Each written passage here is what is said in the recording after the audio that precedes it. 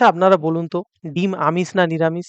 এ আবার কেমন প্রশ্ন? সবাই জানে ডিম আমিষ, কিন্তু না। সোশ্যাল মিডিয়াতে এখন একটা নতুন ট্রেন্ড এসেছে। সেখানে লোকেরা বলছে যে ডিম হলো নিরামিষ। এবার তার পেছনে যুক্তিটাও শুনুন। বর্তমানে আমরা যে পোল্ট্রি মুরগির ডিম খাই তা আসলে নিরামিষ। কারণ আমরা কোনো খাবারকে আমিষ তখনই বলি যখন তা পেতে গেলে আমাদেরকে কোনো প্রাণী হত্যা করতে হয়। কিন্তু বর্তমানে আমরা যে ডিম খাই সেই ডিম আসলে পোল্ট্রি মুরগির ডিম। দেশি মুরগির ডিম এক পুরুষ ও স্ত্রী মুরগির মিলনে সৃষ্টি হয় এবং সেই ডিমে তা দিলে তা থেকে ফুটে বাচ্চাও বের হয়। কিন্তু বর্তমানে যে পোল্ট্রি মুরগির ডিম আমরা খাই তা স্ত্রী ও পুরুষ মুরগির মিলনে সৃষ্ট নয়, তা কৃত্রিমভাবে সৃষ্ট। তাই সেই মুরগির ডিমে তা দিলেও কখনোই ডিম ফুটে বাচ্চা বের হবে না। তাই সেই ডিমটাকে যখন আমরা খাই তখন আমরা কোনো প্রাণীও হত্যা করি না, এমনকি ভ্রূণটাও হত্যা করি না। তাই দুধের মতনই প্রাণীর শরীর থেকে পাওয়া এই ডিম নিরামিষ বলেই গণ্য হয়। আচ্ছা আপনাদের কি মতামত এ ব্যাপারে? অবশ্যই কমেন্টে জানাবেন।